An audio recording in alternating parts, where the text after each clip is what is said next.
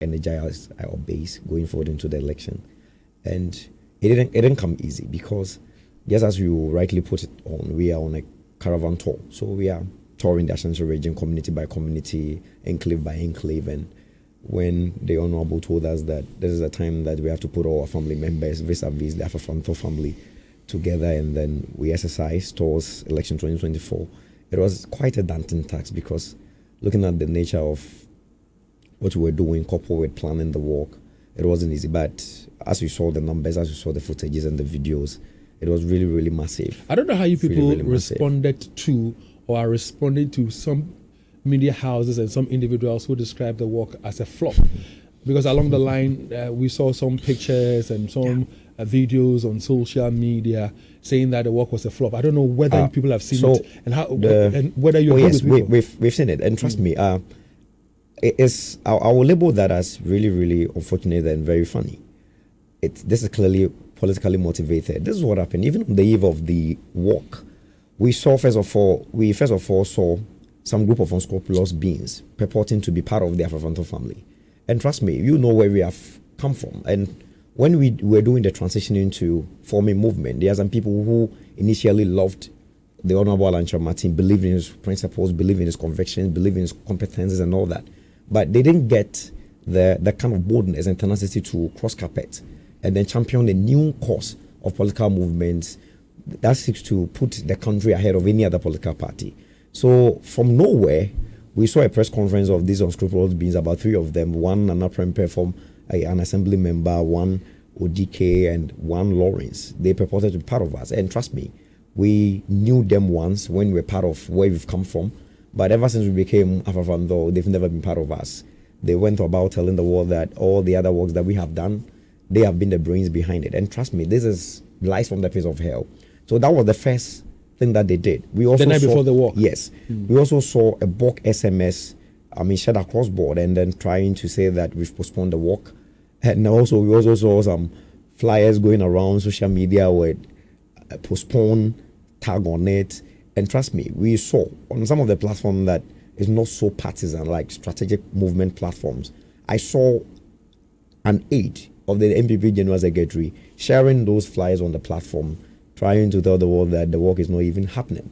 So these are clear political motivated things they did to sabotage the walk. So I wasn't surprised that some of the media firms that are not principled, some of your colleagues who are not journalists enough, most of them are probably in the pocket of these politicians. They did some stories, and I'll call them out. One of the let me say a front runner media firm. Published. I won't call the name. No, don't go there. But yes, they did, and so how were you able to counter all that? How were you able to get at least the appreciable numbers that you had for the walk? Because we've been in touch, we've been on grounds, and we are running this campaign like the submarine. You know, the submarine, the moment you see the submarine surfaces, the work is done.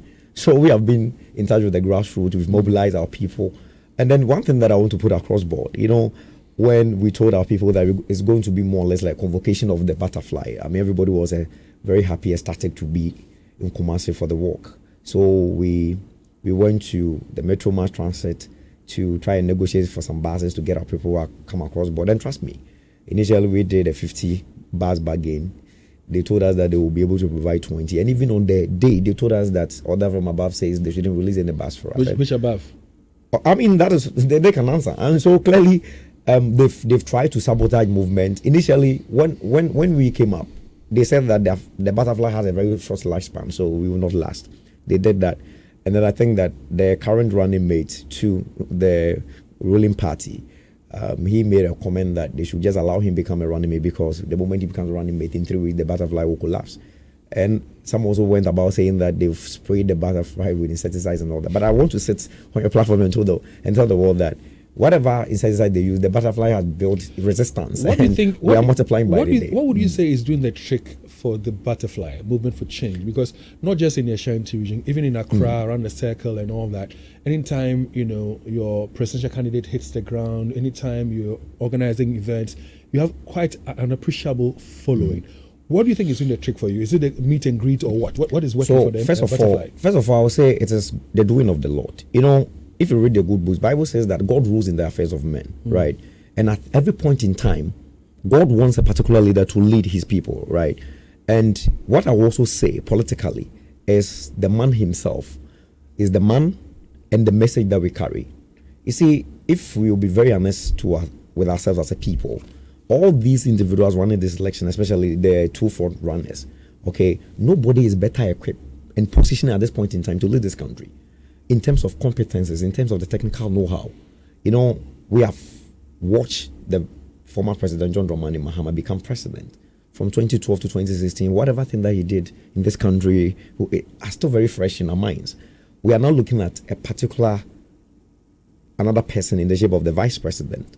And let me state that emphatically. The only business that made the vice president became political was the fact that some group of individuals were able to convince the Council of Elders of the new presidential party that this man holds answers to our economic woes.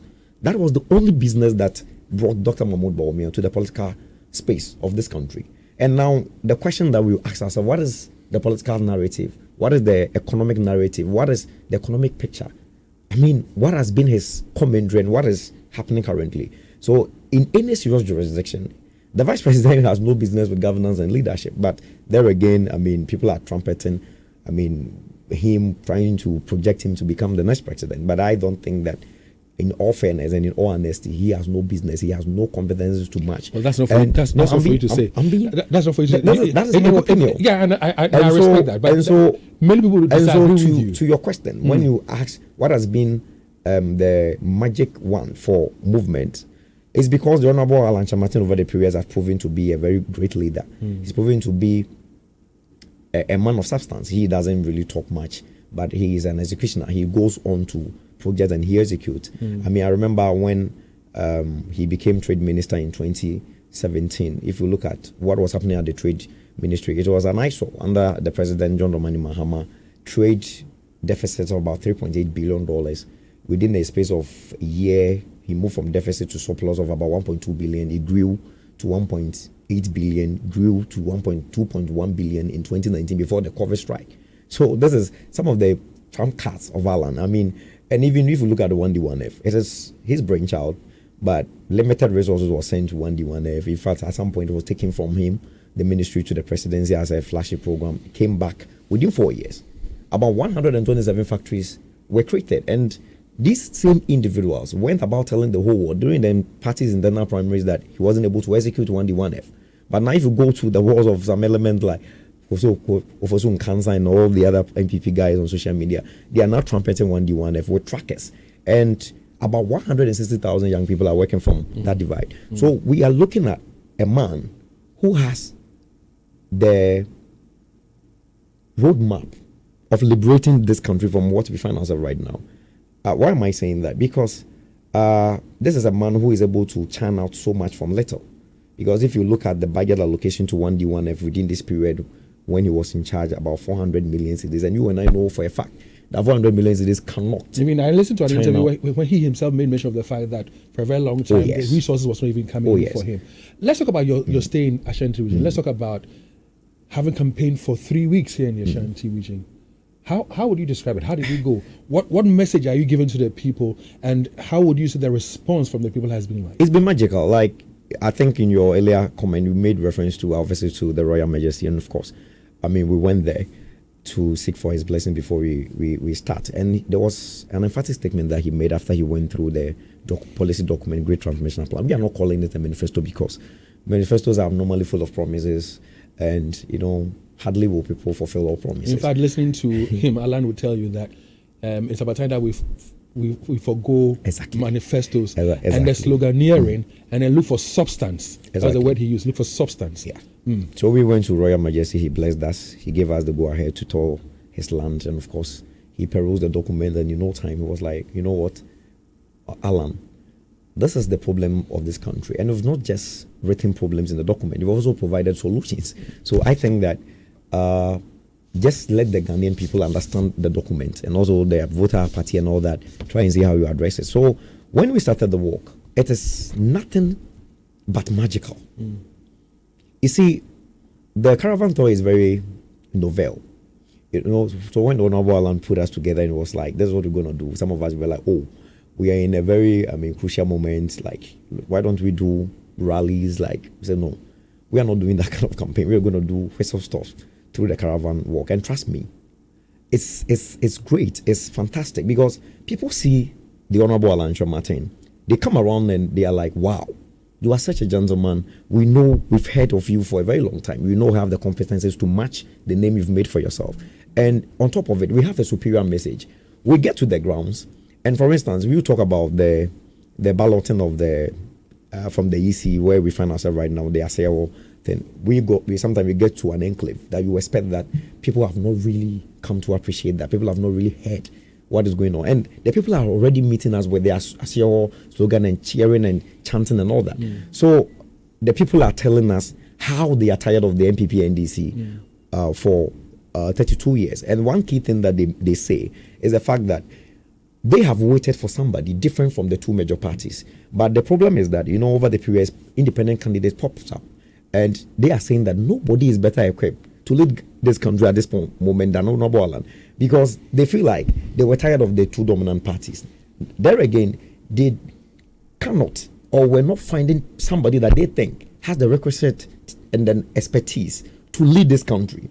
And they are telling us that they knew for a fact that Alan could have been the best leader in the party we have just come out from. But whatever happened, because people have tried to sabotage. But one thing that they are so grateful to God for is the fact that he has come out strongly as a man, and now the good thing is that he's on the ballot. So what they are telling us right now is that they are tired of the NPP after 32 years of our democratic governance. It is the NPP and the MDC who are placed at where we find ourselves upon all the resources that God has gifted us. And they think that Alan is well to do. He can become the best president. You sincerely believe that the Ghanaian of today is ready to say, well, I belong to the NPP, but I think that the NPP has disappointed me.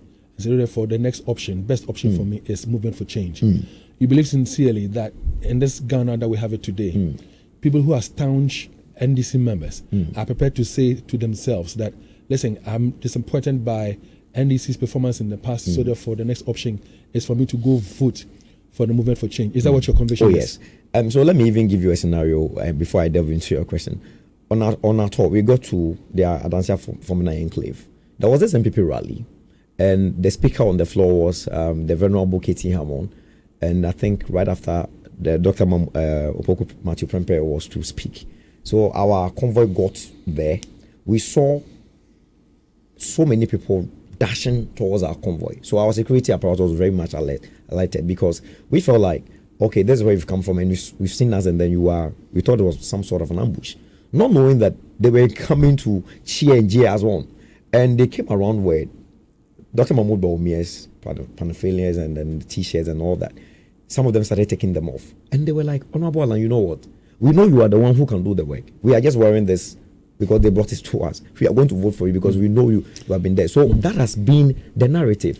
We have heard commentaries from the NDC, how they were happy that the MPP chose Dr. Mahmoud Bawumia at the expense of Honorable Alan Kyeremanteng because they feel like they were going to lose election to him. We have seen people within the highest rank of the New Patriotic Party chastising this government, telling them why, some even saying why Dr. Mahmoud Bawumia should have not been the leader of the party in the first place.